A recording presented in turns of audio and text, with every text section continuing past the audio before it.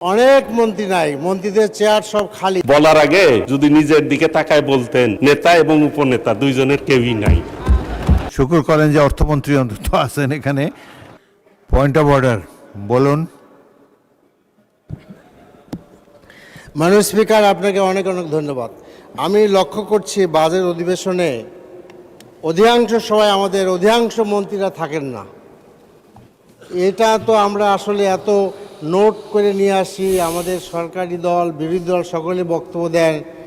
এইখানে দেখেন স্বাস্থ্যমন্ত্রী, তারপরে আমাদের স্বরাষ্ট্রমন্ত্রী, অনেক মন্ত্রী নাই, মন্ত্রীদের চেয়ার সব খালি। এ ব্যাপারে আপনার সহযোগিতা চাচ্ছি মাননীয় স্পিকার। ধন্যবাদ। ধন্যবাদ।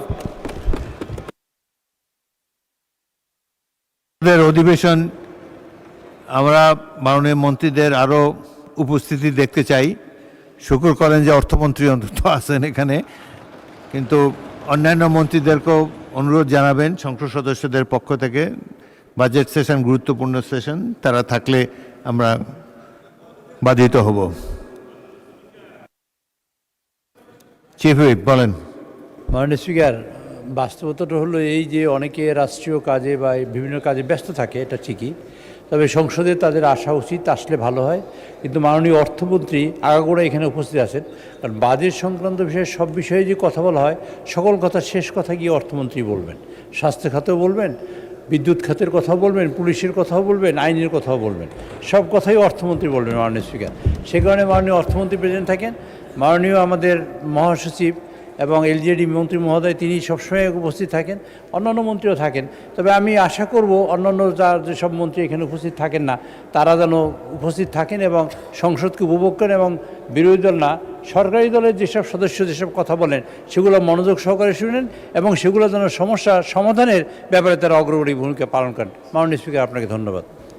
ধন্যবাদ মাননীয় চিফ হুইপ। পরবর্তী বক্তা মোহাম্মদ মাহবুবুল আলম, মাননীয় সদস্য কুড়িগ্রাম 3, আপনার সময় 5 মিনিট।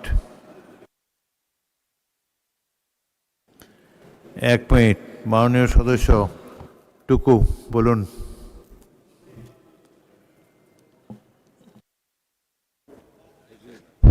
ধন্যবাদ মাননীয় স্পিকার। আমাদের মাননীয় বিরোধী দলের সংসদ সদস্য বললেন আমাদের মন্ত্রীরা নাই।